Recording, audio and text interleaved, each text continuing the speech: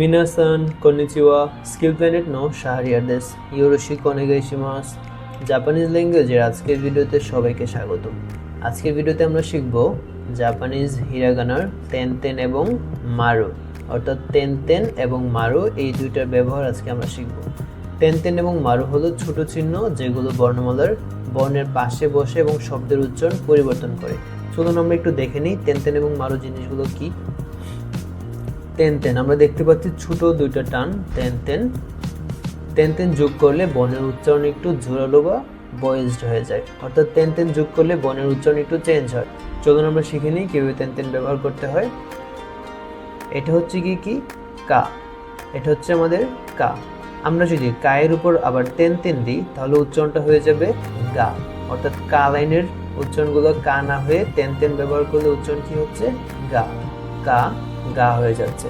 তারপর কি কি কি হচ্ছে গি, আমরা যদি কি এর উপর তেনতেন দিই তাহলে কি হবে গি। তারপর রয়েছে কো, কো হয়ে যাবে গু, কে কে হয়ে যাবে গে এবং কো হয়ে যাবে গো। এই ছিল কা লাইনে তেনতেনের ব্যবহার। চলুন আমরা একটু মারু দেখে নিই, মারু এর ব্যবহার আমরা কিভাবে করব।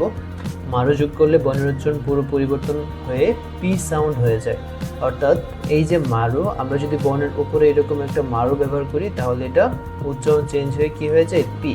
মারু শুধুমাত্র একটা লাইনের বর্ণমালার উপরে ব্যবহার করা যায় এবং সেটা হচ্ছে হা লাইন।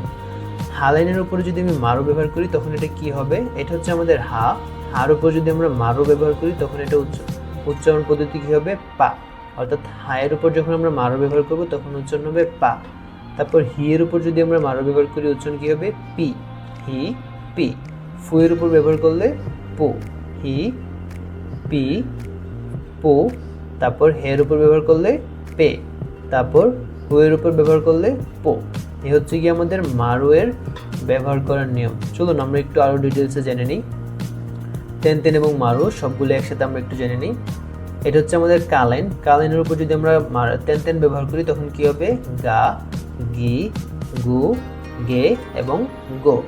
তারপর রয়েছে কি সালাইন, সালাইনের উপর যদি আমরা তেনতেন ব্যবহার করি তখন কি হবে যা, জি, জু, জে, জো, যা, জি, জু, জে এবং জো।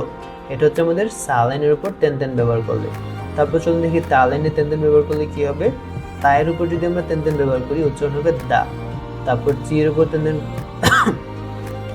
তারপর জি এর উপর তেনতেন ব্যবহার করলে জি। তারপর সু এর উপর তেনতেন করলে তারপর সু এর উপর তেনতেন ব্যবহার করলে কি হবে জো। তারপর দে এবং দো। এই ছিল আমাদের টালেন। চলুন দেখি হা লাইনে যদি আমরা তেনতেন ব্যবহার করি তখন কি হয়। হায়ের উপর তেনতেন করলে এটার উচ্চারণ হবে কি বা। তারপর বি, বু, বে এবং বো। এবং মারু এর ব্যবহার শুধুমাত্র একটি লাইনে রয়েছে এবং সেটি আমরা একটু আগে পড়েছি। চলুন আবার দেখি পা, পি, পু, পে এবং পো। এই ছিল আমাদের তেনতেন এবং মারু সবগুলো বর্ণমালা একসাথে। এই ছিল আমাদের আজকের তেনতেন এবং মারু এর ভিডিও। চলুন আমরা এবার তেনতেন এবং মারু দিয়ে বেশ কিছু ভোকাবুলারি শিখে ফেলি। গাকসে, গা, কায়ের উপর তেনতেন দিয়ে গা হয়েছে গা কু সেই, উচ্চারণ কি হবে গাকসে। গাকসে শব্দের অর্থ ছাত্র বা ছাত্রী। তারপর কি রয়েছে কি এর উপর তেনতেন গি, গি ন কো ও গিনকো, গিনকো শব্দের অর্থ ব্যাংক। তারপর রয়েছে দেনওয়া, তের উপর তেনতেন রয়েছে, এটা কি হবে দেনওয়া, দেনওয়া শব্দের অর্থ টেলিফোন। তারপর কি হার উপর মারু রয়েছে কি হবে এটা পান, হা, হা থেকে পা, পা ন পান, পান শব্দের অর্থ হচ্ছে রুটি বা ব্রেড। তারপর কি রয়েছে হের উপর মারু রয়েছে তাহলে হবে পে, পে ন পেন, পেন শব্দের অর্থ কলম। কি কি শিখেছি আবার একটু দেখি আমরা। গাকসে অর্থ ছাত্র বা ছাত্রী, গিনকো অর্থ ব্যাংক, দেনওয়া অর্থ টেলিফোন, পান অর্থ রুটি বা ব্রেড, পেন অর্থ কলম। এই ছিল আমাদের আজকের তেনতেন এবং মারু এর ভিডিও। সবাইকে ধন্যবাদ। আরিগাতো গোজাইমাস। সরে দেওয়া মাত্তা।